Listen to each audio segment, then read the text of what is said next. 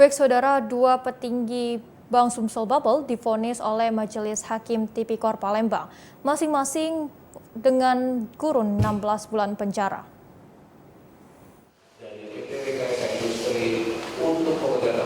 Dugaan korupsi pemberian fasilitas kredit modal kerja pada PT Gatramas tahun 2014 yang diduga telah merugikan negara hampir 14 miliar rupiah kembali disidangkan di Pengadilan Negeri Palembang.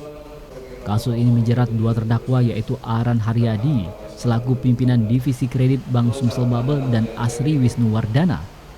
Sidang ini agendanya pembacaan putusan Majelis Hakim yang diketuai Efrata Happy Tarigan. Dari amar putusan Majelis Hakim, kedua terdakwa terbukti bersalah telah menyalahgunakan jabatan. Untuk itu atas perbuatannya kedua terdakwa dijatuhi hukuman pidana masing-masing 16 bulan penjara, denda 300 juta rupiah, subsidiar 2 bulan kurungan. Atas putusan vonis ini, Martin Punrekun, kuasa hukum terdakwa menolak pertimbangan Majelis Hakim. Untuk itu pihaknya akan mengajukan banding. Bahwa fakta yang terungkap dalam persidangan semuanya itu meringankan kepada kedua klien kami.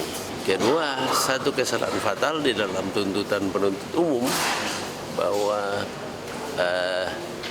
keputusan direksi Bank Indonesia yang dia cantumkan di dalam surat dakwaan dirubah kembali pada waktu dia mengajukan tuntutan pidana. Itu satu hal yang fatal. Banding nggak? Ya? Banding apa gimana? Saya kira harus karena kami menolak ya. Kalau kami menolak pertimbangan hakim, ya pasti kami menggunakan upaya hukum.